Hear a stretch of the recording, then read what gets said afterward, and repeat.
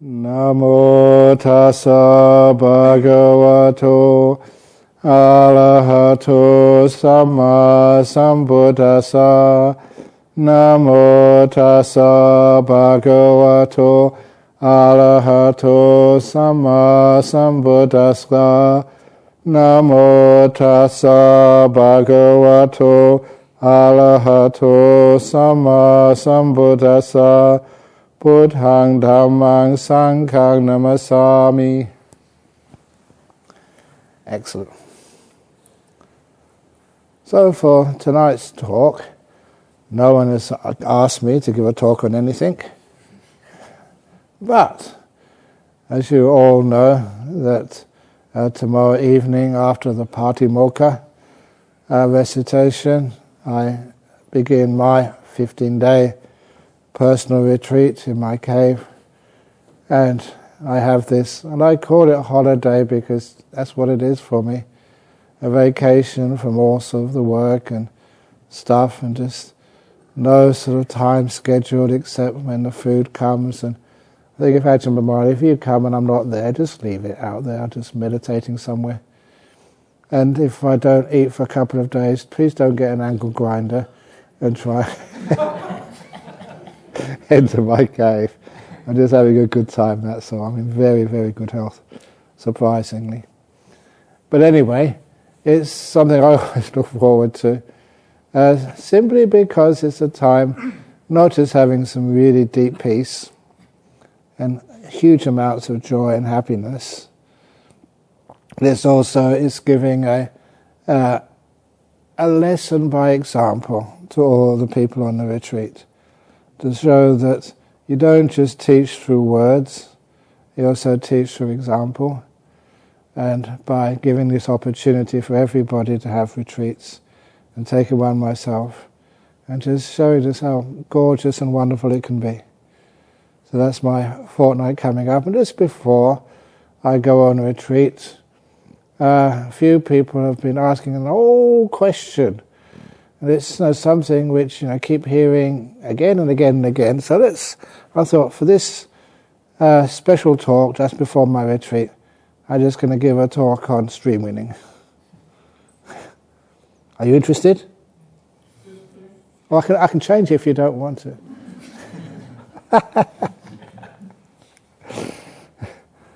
Because most of the talks which I give, for those who hear every week, are just on the practice, what we're doing, what we're not doing, and not sort of on any of these big details about attainments or experiences or what happens and how it feels. It's more like how you get there. And I do that with a lot of consideration because I just want to make sure that people have these experiences for themselves, first of all. Because otherwise what happens is that sometimes that when you talk too much about things like the nature of a jhana, or the nature of cessation, the nature of first, second, third, fourth jhana, whatever, sometimes, number one, you challenge people. Sometimes some people think they've got something and they realize they haven't, and it's very disappointing for them. And so they have a choice, to be honest, or to argue. And usually the latter one is the usual one they choose. So, but nevertheless, we do have some suttas we can go to. And those suttas, I'm sure you all know that Ajahn Brahm is a sutta expert in this monastery, but I was the one who taught him suttas and Pali. Is that correct, Ajahn Brahm? Very good.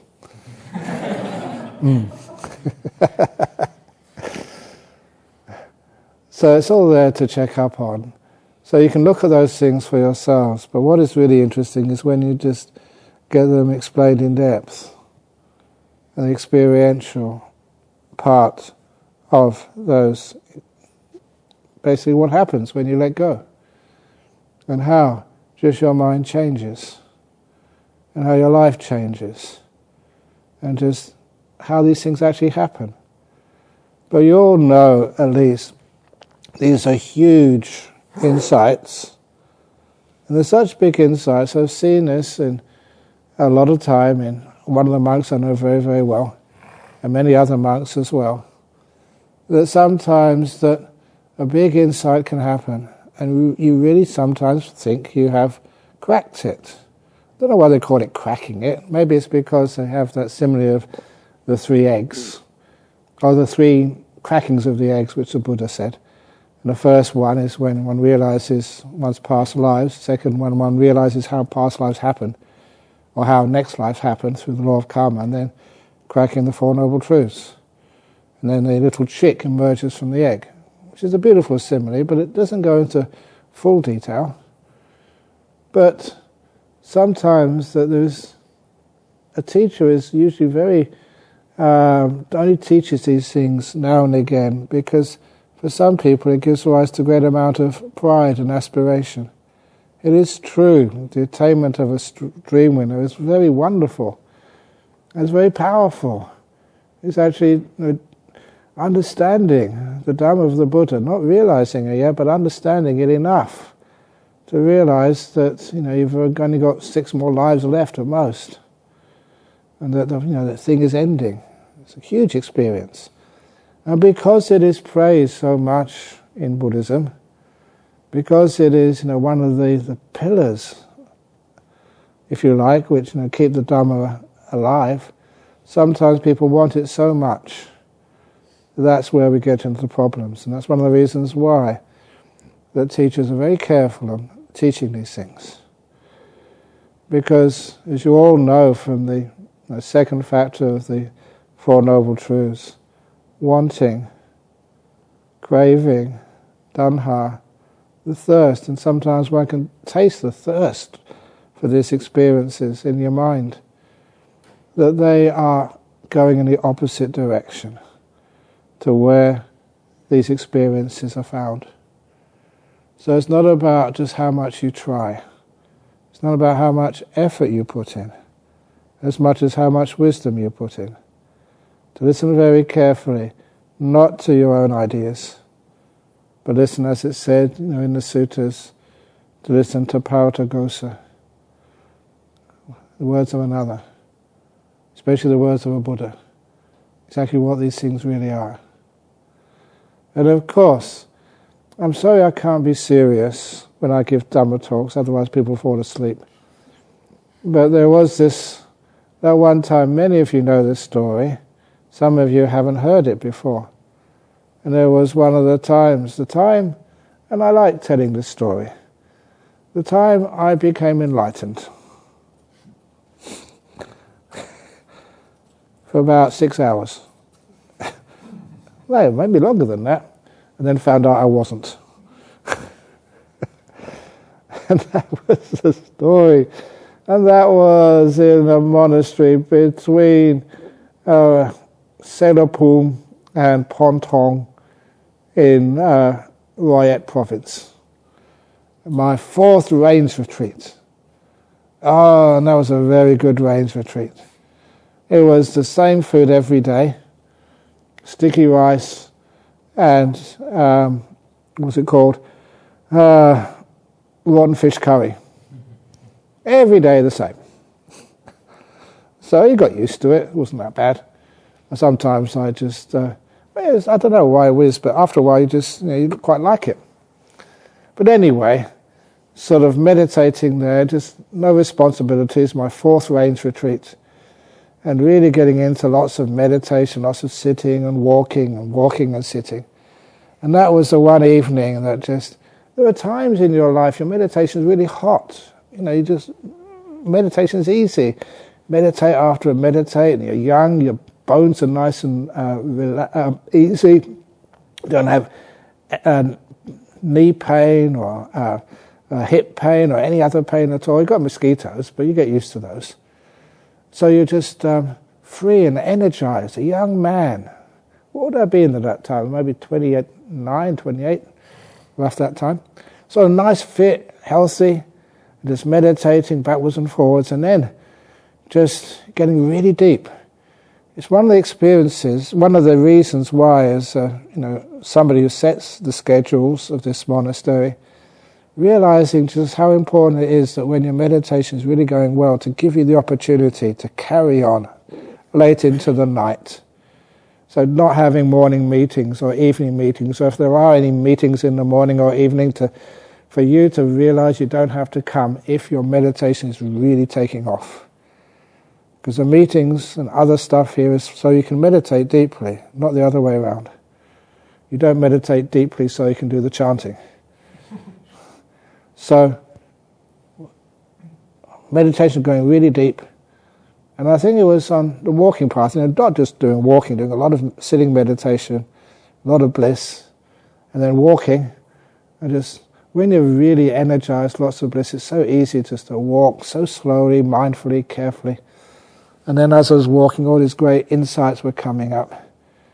And when you have a feeling of a really deep insight, it's not, oh, this is interesting. It's just, oh, gorgeous feelings, like you want to cry. Amazing sort of joy and happiness comes out when you get insights which take away a lot of defilements. And then the big one came.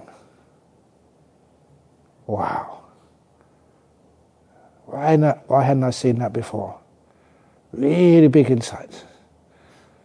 And I thought, wow, this is amazing. And when you have those really big insights and just lots and lots of piti sukha, you can't go to sleep. You just got too much energy in your body. And it's not restless energy, like you're an insomniac or you've had too much coffee. There wasn't any coffee in that place. It was just like beautiful energy. You don't want to sleep, you don't need to sleep, you just carry on walking meditation. But then I thought, well, I'd better try and lay down because 3 o'clock the bell went to get up in the morning. So I just went to my room, lay down. Oh, it is so beautiful, just laying down, but not tired at all. And then just, what am I doing this for? So I just got up and went to the hall and sat meditating before the bell, about half an hour before. And then the bell came, gong, gong, gong. It's just amazing, the beautiful sounds of the bell when you're just been enlightened. Usually it's, oh no, not already. But, and then all the monks came out and we did the chanting. And just when you've got some samadhi inside of you, the chanting is just so easy. You just roar it out. And you remember everything, and everything is just full of big energy. You're like, Luciano Pavarotti. If I got that right, his first name. But anyway. So he was roaring it out, and then afterwards meditating is so peaceful. And then the arms round. I never told anybody what happened. Then the arms round, and on the arms round, when the villagers, the really poor villagers, they're just giving like bits of sticky rice and maybe a banana if you were lucky. But all those villagers, as soon as they put sticky rice in my bowl, I just blasted them with metta. I had heaps of energy. Just really just incredible just gratitude. And so you're so lucky, I thought, being able to give rice to a newly minted arahat. That's what I thought. And just blasted everyone with loving kindness. So when I got back, walking back, just walking on air as it was, and then you got back to the monastery, and then you saw, hey, this was weird. And it's a 90-day retreat, 89 days actually, retreat. And that day, there were 2 pots of curry, not just one. I thought, this is really weird. I've never seen that for weeks at that monastery. And then I realized the other pot of curry, please excuse me, Venerable Pasamo, was pork curry. And it was delicious. Because, at least it was something from town, not the rotten fish. And the rotten fish curries, I don't know if ever you've seen the Pladek curries or whatever, the rotten fish, it stank. But this pork curry was actually edible. So I thought, wow, my thought was, the heavenly beings have recognized something and are celebrating my enlightenment. This is actually, as far as I remember, this is perfectly true. And so I just sat down and we gave the blessing. I never found out who exactly offered that pork curry that day. But anyway, the abbot of the monastery, he was a local boy. He went off to study with Ajahn Chah, and he came back and then to his village, and he's got this little forest monastery just outside of the village. And so, as is the case there, we didn't actually go on buffet like we do here. There's only about 7 monks. So we just put they're all on the dining room and just pass the pots down usually. But not today. Many of you monks, they know the story, but haven't heard the story before. This is unbelievable, but it happened. The abbot, he smelt the rotten fish curry. He didn't like that at all, even though he was a local boy. He grew up on it. But the pork curry, he was really into that. It's had these ladles, like the soup ladles we have, only a bit bigger. He took about 3 or 4 massive amounts of the pork curry. No one could eat that amount. Maybe about 3 or 4 monks to eat that. But he took this huge amount, but there's lots in there, and I thought, I'm next in line, so I didn't mind.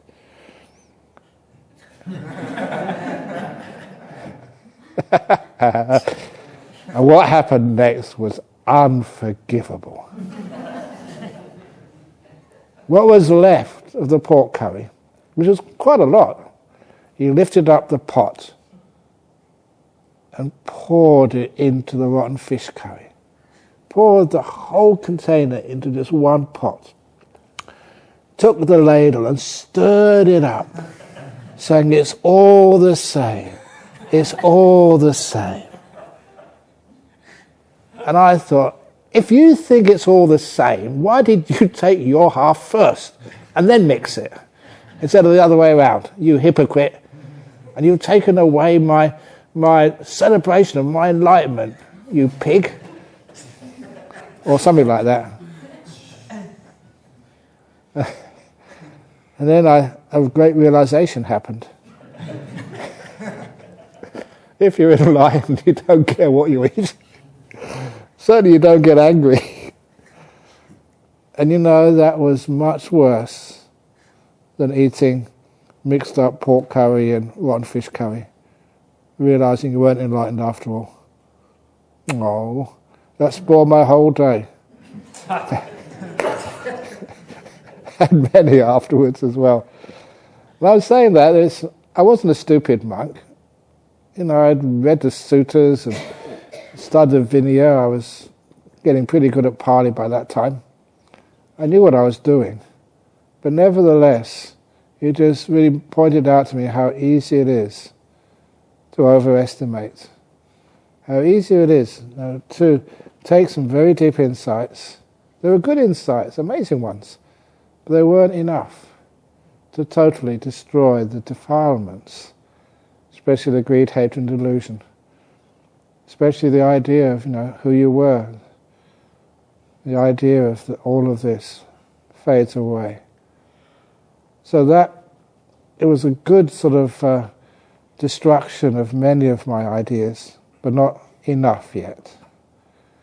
And that really taught me a lesson, how easy it is to mistake these things, especially when you're trying so hard to achieve them. So that was a nice wake-up call for me. But then later on, of course, you meditate. That was only my 4th range retreat. There were lots and lots of experiences in meditation since then. But one thing it actually taught me, just how hard it is to actually realize these things. And how sometimes the only thing you can do is that when these things happen, just to wait for a while. Sometimes you have to wait for 2 months, 3 months, 6 months, 3 years, 6 years, to see if any other defilements come up. Easy ones to see. Because sometimes the simile which I gave, which I think I wrote in the book, is like an explosion that's gone off in your mind. Big bang happened. And you have to wait until all the dust settles. And when that dust settles, then maybe You can see what is left standing. What parts of your defilements, your cravings, your ill will, your sense of identity still need to be addressed. It does take a time to do that. So that's one of the reasons why usually when people do feel that they've got some great insights, and please excuse me for this and excuse any other teacher who you're following, if any of you come up and say that you're a stream winner or something, we'd always say, you're only a girl. Bhikkhunis can't get stream winning. You all know me by now, otherwise, you would realise that this is just a teaching technique. It's like seeing if you're offended, seeing if you're upset, seeing if you get negative, trying to stir you up on purpose, just to see if it is the case you still have defilements left. And so that's always been the case many, many times. You see, when people do feel they've got a great insight, a good teacher, out of kindness and compassion and out of honesty, will try and say, nah, not you. That's not what it is. We'll still encourage you. Very good, carry on. There's still more to be done. So anyway, that's, by the way, bhikkhunis, they can get stream winning and arahata, the whole works, like everybody else. It's just a case of trying to see if there's any defilements left in there. But anyway, how these things actually happen is one of the teachings of the Buddha, which is not talked about enough, but nevertheless is, I found, one of the most interesting ways of understanding what a stream winner is and why it's so hard to do. And it's the story of the vipallasas. The vipallasas, please, those Thai people listening, that word vipallasa is a Pali word, and through the generations of Thai Buddhists, it's now called vipallat. And vipallat is usually someone who's gone a bit crazy, who's gone a bit loopy. But in the original meaning of the word, it means all of you who are stream winners. All of you whose perceptions, thoughts and views are distorted. It's a cognitive distortion process. And once you have it explained, it's so easy to see how it works and just how our cognitive processes work. Because usually you can start with a view. Sometimes, if I look at the BBC or ABC news sites and you see just what's happening in our world, why can't people see the truth like I see it? Says everybody else. And it is because that once you have a view, whatever that view is, you're a Republican, you're a communist, you support Liverpool, or you like curries or noodles.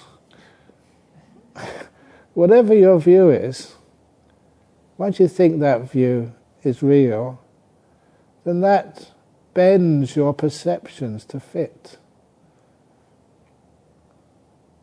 You actually just deny information. You don't allow it to come up into your conscious awareness, which challenges what you believe. And you select and bend and enhance perceptions which confirm what you believe. It's basic psychology, and so many psychologists have done very wonderful research on just how your views do bend your perceptions.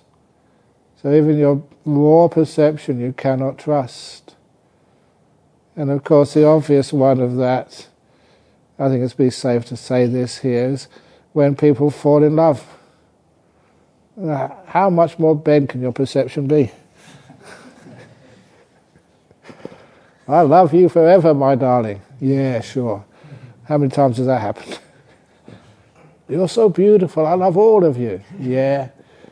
And of course you all know what Ajahn Brahm did about that, with getting your girlfriend to send you a bottle of her shit. Don't you love all of her? So sometimes the perception, and then after a couple of years, and it's usually from chemistry, a couple of years, so the excitement wears off a bit. You get used to the smells which a relationship just generates in your partner. And you find out, oh, I don't love you anymore. Unless you have a baby, apparently. And then more hormones come out, more smells come out, and that binds you together a bit longer. So nature is very selfish. It just wants to procreate. So sometimes that you wonder just, do I really love that person? Or do I, as the Time magazine, when they did a wonderful little article about love many, many years ago, the chemistry of love. So you don't love your partner, you just love the way they make you feel. They elicit these chemicals in your blood which give you a high feeling. But anyway, it's nothing to do with them, it's just chemicals. So anyway, when we realise this, why sometimes we love the person so much and a few years later you really don't like them? The same person. Our perceptions change. Why is it sometimes people say, I don't know why I ever married him. I must have been drunk, I must have been mad. You weren't mad, it was just defilements of the mind working. Why do you like some things and don't like other things? So this becomes just examples of what happens when we don't like people or we like people. Many people in my life, at first I never liked them at all. And after a while you got used to them and they became your friends.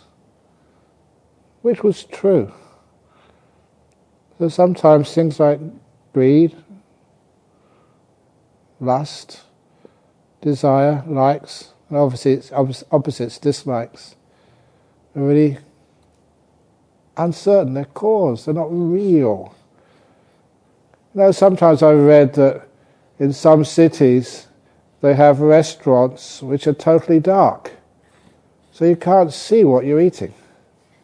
If you can't see what you're eating, it's amazing what you can taste, which you thought you didn't like, but now you're actually eating because, oh, this tastes quite nice.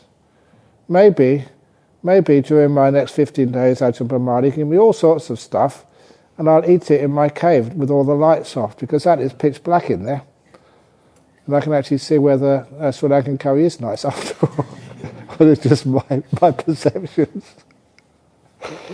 Because that shocks a few people, because it shows that sometimes that their likes and dislikes are just totally conditioned. Oh, it's something, they already feel they dislike it, and then they eat it, and it's actually not that bad. That's what we add on to life. Even sometimes people come to a monastery, they don't like monasteries. They never see any beauty in it. They do some meditation, they don't like meditation. Of course they can never really get into it. They're adding so much onto their experiences. That's what vipallasas do, because of your view. Why are there Christians and Muslims?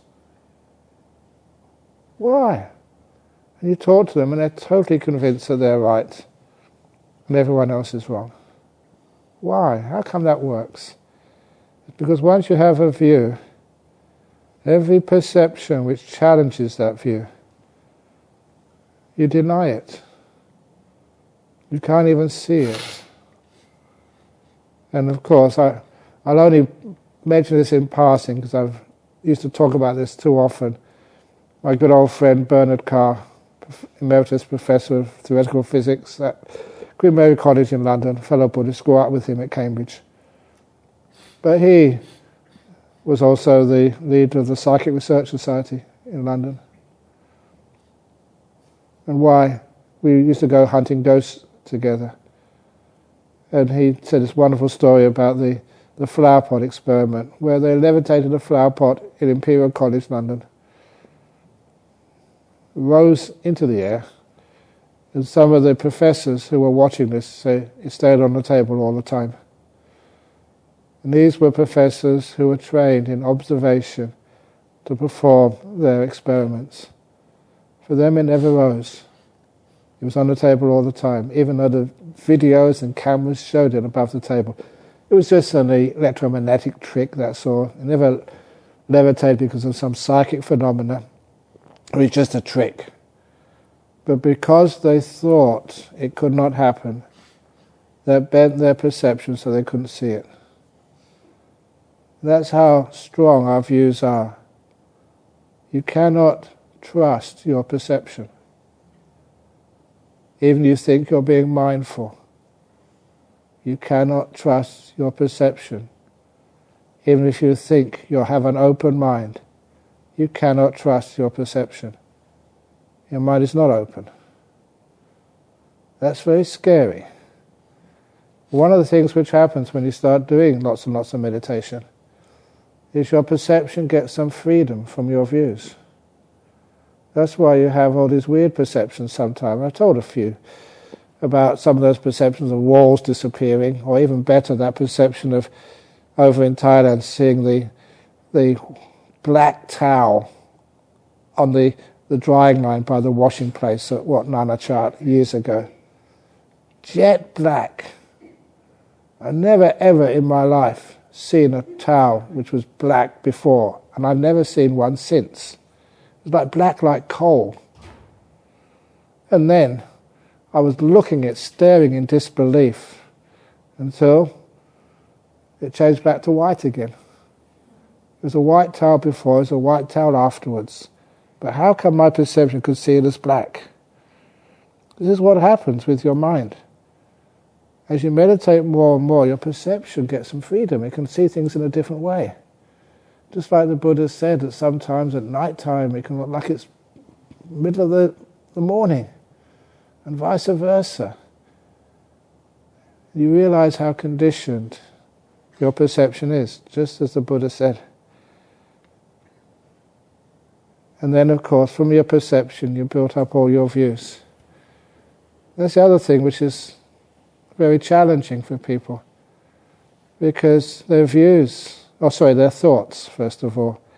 Their thoughts, sometimes they say, well, I saw God, I saw Jesus, I saw the Buddha, I saw this. And you ask them, and just you kind of convince them otherwise.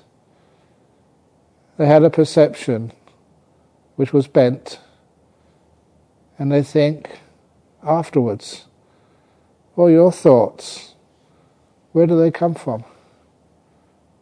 What are they founded on? They're founded on your perceptions. You say, I saw this. It's real. Just because it was your perception and you were very mindful, you still can't trust it. And of course, some of your thoughts, all those books you write, all those arguments you make, all those letters which you write, from those thoughts you get your views. These three qualities, they support one another. From views you get perceptions, from perceptions you get thoughts, from thoughts you get views. You can understand why people have some really weird ideas about life. Intelligent people. I think there was one cult many years ago, which I remember there's many other cults since. One cult many years ago, they believed that there was a spacecraft coming to Earth behind an asteroid which was approaching Earth, and that the only way they could actually escape total destruction on Earth was killing themselves, and then they would get transported to the spacecraft and saved.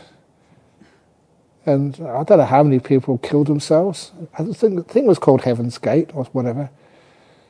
And then I thought, these must be crazy people. These weren't crazy people. Most of them had doctorates from universities and stuff.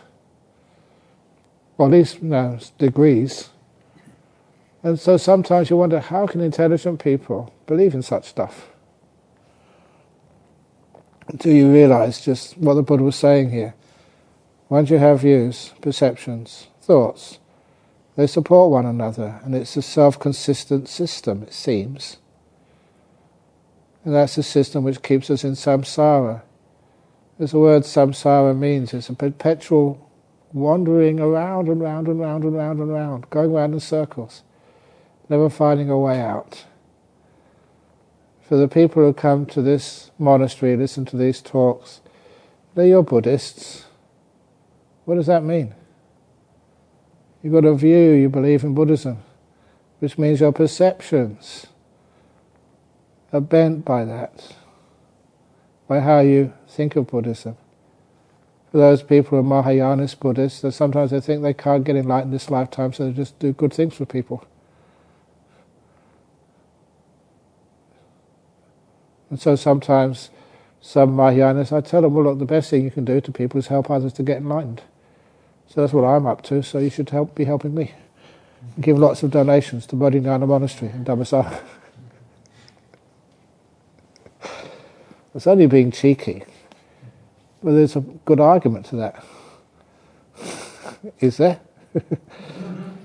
So sometimes you can see just how your views will give you certain perceptions which other people don't share.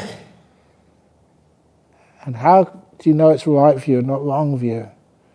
Even that those people who come to this monastery, they all know the Four Noble Truths, I hope. So how come you're not enlightened yet?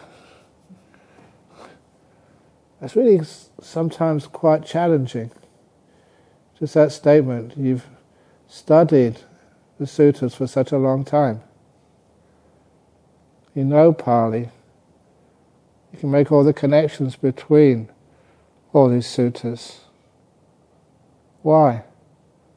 Hasn't it broken through yet?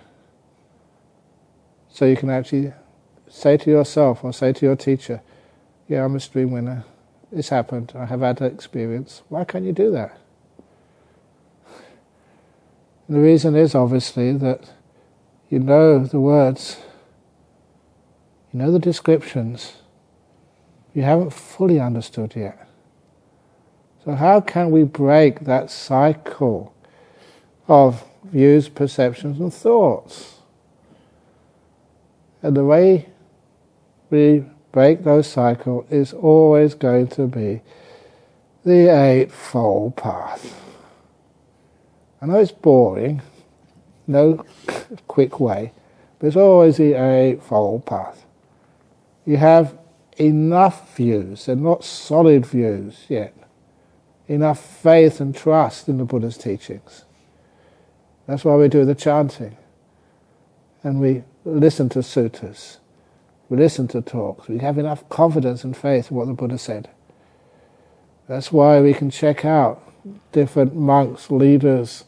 And then after a while, once we have that faith, the next part of the Eightfold Path, at least you should know once you have the faith, the Buddha taught this. So there must be some truth to it. And it's sammasankappa. I keep on focusing on this because this is one of the first places where people lose the path. Sammasankappa is motivation, where you're coming from. It is, actions of body, speech and mind coming from letting go, nekkhamma, renunciation. You're a renouncer. That's why I often say that going to places like Malaysia and Singapore, that's where people, when they become monks, they renounce. And that's what they talk about. When you're going to renounce? I'm going to renounce in 6 months' time or whatever. It's a beautiful word. It's so accurate to the first thing one does. One renounces everything. And one is kind. Avyapada, sankappa. One is gentle, ahingsaka, no violence. Sometimes I wonder just why people do so much violence to their body and mind when they're meditating. It's not the path. It's very clearly stated by the Buddha. It's not the path. Anything which tires and exhausts your body is not the middle way. That's atta gilamata, anuyoga. So we know these things, but sometimes they need to be keep reinforced because I would think the only way to get anything in life is to really strive to work hard. I got my degree by working hard. I just became a champion kickboxer by working hard. I became just successful in my business by working hard. Yeah, in the world, you work hard to get these things. And I worked hard to pass my exams and get degrees in theoretical physics. Now I look back upon that time and I thought, what a waste of time that was. I've forgotten most of it now. You don't keep these things. What you do remember has been proved wrong, or they've got better ideas and theories now. So sometimes you wonder, just, is striving really the way? Instead we use wisdom, the wisdom of learning how to let things go. It's one of those questions which are so often asked, how do you let go? How do you let go? By keeping precepts to start with. The next factor is the Eightfold Path. Keeping precepts at first. I'm hungry, I want something to eat in the afternoon. Of course, everybody would be hungry in the afternoon. It's weird that, after living such a long time as a monk, especially in Thailand, you never saw any food in the afternoon, you're never hungry in the afternoon. You come to Australia, and then sometimes, you go on a Friday afternoon into Nolamara Temple, and they'd pass the ice cream man. It's amazing. Just there was ice cream offered in the morning time. I wasn't interested in it, but if it's in the afternoon, oh yeah, that's... It's crazy. You don't really need it. Maybe because it was disallowed made it a bit more interesting. But of course you never had any. But why is it? And sometimes, after a while, we learn how to keep our precepts. It's so much easier. And it's so more peaceful. You feel good about yourself. And somebody can go into your room. As they do, they go into my room to clean it up or look for something or to change the internet or something or whatever. I've just got no privacy. My bedroom is a tourist attraction. It's accurate to say that, my cave. So I've got no privacy at all. Who needs privacy? Of course, at night time I lock all the doors, and so you can't see if I'm meditating or sleeping or what I'm up to. There's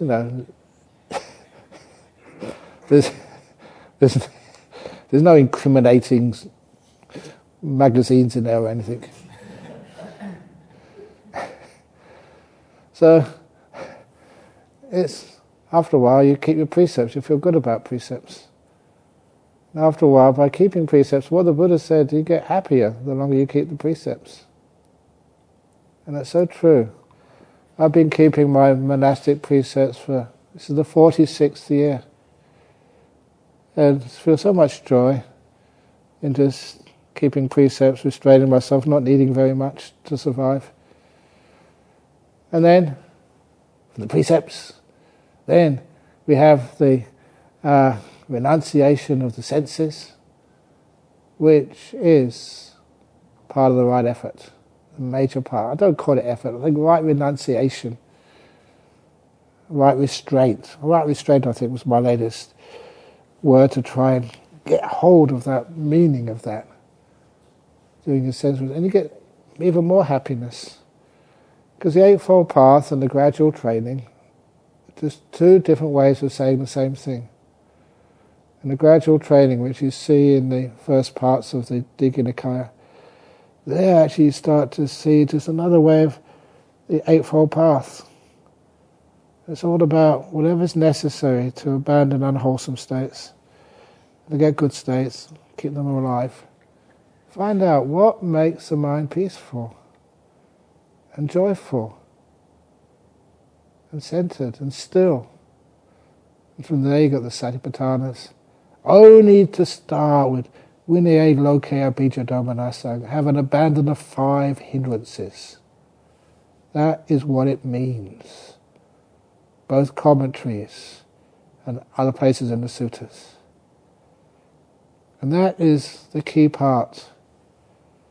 To abandon is actually Satipatthana is weakening them, restraining them. They're not abandoned yet, but they're just made really, really weak. That's a point of the Satipatthanas. And then afterwards, the Jhanas. Sama Samadhi, sixth factor. And that sixth factor is of Jhanas. It's, as I like quoting sutras as well, Gopaka Moggallana Sutta, the only meditation the Buddha praised and recommended was 4 jhanas. That's all. No vipassana, no anything else. Just jhana 1, jhana 2, jhana 3, jhana 4. The only one recommended. That is sama samadhi. And the stillness. You know, sometimes I say people have wrong perceptions and that means they never get enlightened. One of those wrong perceptions is thinking that samadhi means concentration. That caused me a lot of grief. I've seen teaching all around the world. So it gives a lot of problems for others as well. It doesn't mean that. It means stillness. I think that's what Ajahn Brahm, who were you asking the other day, in the Chinese version, what it means, samadhi? It means stillness. Beautiful stillness. So what you're doing, you're creating a still mind. And the still mind is where things vanish and disappear, and you get even deeper into the stillness. The piti sukha comes up, whether you do it through anapanasati, which is the common way. You go from the first tetrad to the second tetrad, and the second tetrad is just when you're not feeling the breath anymore. With your fifth sense, you're feeling it. The sixth sense, the mind is becoming dominant. That's why it's piti sukha. The breath is never delightful. The breath is just pretty boring. But if the mind becomes still, it gets interesting. The interest is added. It's a citta sankhara from the mind. Your mind is getting stronger than the 5 senses, especially the fifth sense. And to the point that your mind is just so beautiful that it becomes observed, experienced as a nimitta. These beautiful lights in the mind. Beautiful ones. You develop these things, and then the nimittas get so strong, so beautiful. That is the equivalent to upachara samadhi. Very strong, powerful nimitta lights, which last. Stay there forever. Only just a little bit beyond them. Tiny little next step into the jhanas. It's one of the reasons why, when I mentioned this, it's one of the reasons giving the talk 2 years ago or 3 years ago, I don't remember time these days, going to see Ajahn Jayasaro because I had a free afternoon. An appointment was cancelled and I went. Actually, it was actually to see the new Sangaraja of Thailand, who was from Sydney. He spent many years in Sydney. So I was invited by one of the senior somdets to go and say hello to him. He was very, very nice.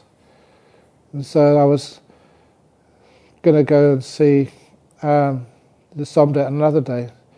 So I said I'll use that day to go and visit Ajahn Jayasaro. He was very happy because I looked after him when he first came to Thailand. I was 5 years his senior and was his Ajahn at Wat Nana Chat. He's a good friend. And when I went up there, and he was very pleased because he was finishing off some of the book on Ajahn Chah's history, his biography. He wanted to ask me some questions because I was with Ajahn Chah probably, I think I worked out, maybe it's only Ajahn Pasno was with Ajahn Chah longer than I was. So I had lots of information about living with Ajahn Chah and how Ajahn Chah often would ask me to translate for him or even give talks. So I knew him very well. And he was asking I asked Ajahn Chah, did Ajahn Chah teach Chah? I said, of course he did. But he would call it apana samadhi. He used the Abhidharma terms for it. But it's the same thing no matter what language you call it. And then what about the insights? And that's when he said, the insights, he said, only come just before the jhana, or just after the jhana. Oh, not just after, but after jhanas. In other words, in that state when the 5 hindrances have been suppressed. They're not there, they're not active anymore. And if any of you have had a jhana, after you emerge from a jhana, your mind is very special, full of energy, clear, not restless, but it's also courageous. When last week I said about Somdet Gyur not being afraid of the tiger on his lap, not sorry, the tiger, that's a bit big, the snake on his lap. And this is what happens, it's classic, just after deep meditation, the jhanas, you've got no fear at all. And you need that fearlessness to see things you've never seen before and to understand them, to crack this circle of vipallasas, of your views, always only allowing you to see some things and not other things, only allowing perceptions which fit to come into your brain, and those which challenge, you just block them out. Denial. But with that faith and confidence and stillness, you can see anything, can challenge the whole lot. That is why that lack of hindrances is so important. And of course, just before jhana you can do that, but you need to know where you are at. And sometimes there's so many people think, oh, my 5 hindrances are all gone. No, they ain't. The only way you can be really sure is you know what jhana is. If you know what jhana is, you know what's just before it. And what's after it. And it's obviously the one before the jhana is unstable. After the jhanas, that's the real stable time. And the 5 hindrances are totally gone. And the jhanas are just huge. There's one person once said, he said, you'd need the biggest kick up your bum you've ever had to actually to change your views. And that's what the samadhi, the stillness does. Huge. And then, once you have that samadhi, and you come out afterwards, which you always have to, and then your 5 hindrances are gone for a long period of time. You're walking on air, just nothing can bother you at all. Someone can call you an ugly, stupid, layabout monk, and you just smile back at them. You can't be upset. You don't want anything in the world, because you're just so happy and beautifully poised in the absence of the 5 hindrances. Your eyes are clear. That's why to see a world in a grain of sand, a heaven in a wild flower, hold infinity in the palm of your hand, eternity even in an hour. That poem which I often quote from William Blake, your mind is powerful, your mindfulness is superpower mindfulness, not the ordinary mindfulness which people use and think they can get enlightened with that. It's the really strong stuff. And that's one of the reasons, if ever you've had a jhana and know what happens afterwards, you realize that that is the only state of mind which has the strength, the courage, the penetration to be able to, many people have done this, they just see a flower on their path and just look at it like some idiot for an hour. They're not idiotic, they just haven't finished with it yet. They see so much in a tiny wildflower. And this is the state of mind which you develop through those jhanas, through the eightfold path culminating in the jhana.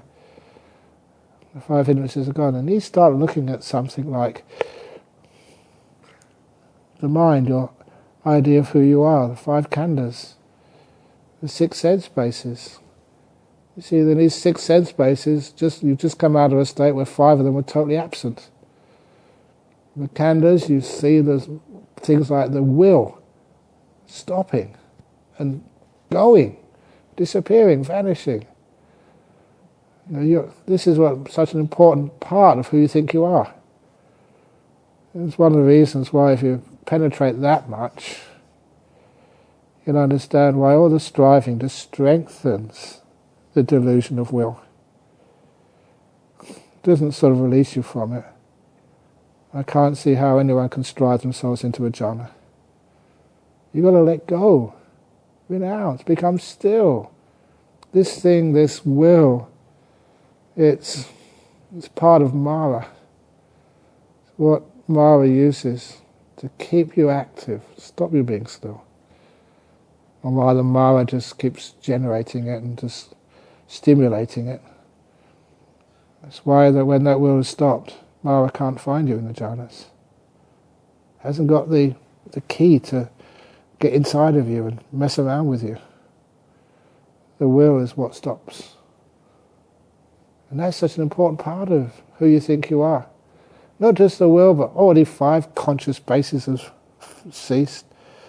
And now the 6th starts to disappear. Vanishes. That's how we go into the 4th jhana. So still, so peaceful. That is, again, the supreme mindfulness, parisuddhi, sati, what is it, parisuddhi, sati, samadhi, whatever. But it's the mindfulness is the peak in the 4th jhana. So people who start saying, oh, in the jhanas you're not mindful, that's a lot of gomayang. If you don't know what gomayang means, you can ask the person sitting next to you. It's one of the words I use a lot. Go means ball, mayang means what comes out the backside of a ball. So this is what happens. The mind becomes disappearing, like everything else. And all these things, which always think that somewhere is a place where I can find my permanent essence. The last retirement home. Yeah, I can give up many things. But once I become enlightened, I want to be around to enjoy it forever. Some crazy ideas. But once you start to see just how this mind vanishes, the will vanishes, consciousness vanishes. And that is the experience of the arupas. The arupa attainments, or experiences, can't really call them attainments, is what happens when you stay in 4th jhana too long. Don't say too long, that was just a turn of phrase. The mind starts to vanish. Different stages of the 4 arupas. You're learning that even this mind can totally stop and vanish. Nirodha, stopping. When those things happen, they, afterwards, when they come out, they're shocking you. They're challenging you very, very deeply, profoundly. When it comes out afterwards and you allow it to challenge you, you realize just what the Buddha said. Your views are straightened. There is no permanent entity anywhere. There is no original mind. There is no ground of all being. It's just this process which will one day cease. As we chanted earlier in the Ratana Sutta, just like Nibbana Dira Yatayang Padipa, it will disappear just like this lamp when the flame goes out. And the flame doesn't go anywhere. The flame is caused. When the cause is stopped, the flame vanishes, stops, just like you. One day you will go out like a flame. You'll stop, you'll vanish, and nothing left at all. Nowhere, no place. If that scares you, even the Buddha said, sometimes he teaches the Dhamma and some on anatta, and sometimes people get scared. It shows you're listening. This is very powerful, deep stuff. But afterwards, when you realize there's nothing there, no one there, it makes life so much more easy. Like the old simile which I gave of the driverless bus. I don't know how many years ago did I give that simile. It must be about 20, 25 years ago. I know because I gave that simile giving the Friday night Dhamma talk in the community hall in Nonamara. So the Dhamma hall wasn't even built yet. So anyway, the driverless bus similarly, that when you realise that the bus in which you're travelling in has got no driver, you stop giving instructions and say, hurry out of here, slow down, I want to enjoy this. It means you're wanting and not wanting just vanish, little by little. Little by little, once you become that stream when you realise there's no one in here, big time, not just as a thought, but also as a view and perception. The whole lot gets purified. Then you stop wanting things. When you stop wanting things, soon, when the sensory world is just given up, that is when you become a non-returner. You don't want anything anymore. Who wants anything? Exactly who wants things? There's no one in here to do any wanting. So that's when these things start to vanish. And of course the last one is just when you're not even concerned with the beautiful piece of the jhanas. Even that you don't crave for anymore. You're totally gone. Which means that when these 5 khandhas end, anything which you think you were has gone too. So this is just how the Buddha taught. It might be challenging. You may not accept it. You may sort of have arguments. It's just the way the vipallasas work. The most crucial part to make sure that you're seeing clearly is to have these 5 hindrances totally suppressed for long periods of time. And the only way to do that, according to the Buddha, according to the suttas, according to all the great teachers, the only way to do that is to experience the jhanas. That is why I've maintained this for a long time. The only way to get to be a stream winner is have some experience of jhanas somewhere along the track. Have strong enough you remember them. And also experience of jhanas now, so that you can overcome the 5 hindrances long enough to see things more clearly. Shock you, but that's what happens. It may shock you, but it's huge amounts of bliss to know that you're not going to be around forever anymore. You found the escape from the suffering wheel of samsara. So, there we go. That's a little bit about being a stream winner. Oh, remember, because you have to disappear,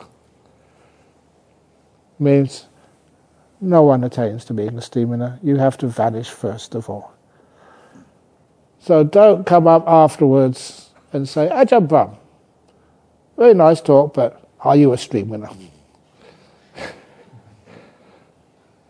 And the answer, of course, is no. The name is not a stream winner, because this really sort of rankled me for years. Just how can someone claim to be an arahant, claim to be a stream winner, or claim anything? That is just a sense of self, owning these things. That is not how the Dhamma works. So you say, no, Ajahn Brahm has to disappear first of all, have to vanish. These aren't personal attainments, not like getting a degree or getting a driving license. Don't put the way of describing things through the world in the way of describing the Dhamma. So different perceptions, different thoughts, different views. Okay, I think I've been going on long enough. So next week, you can have a rest. Yay! So can I. Sadhu, sadhu, sadhu.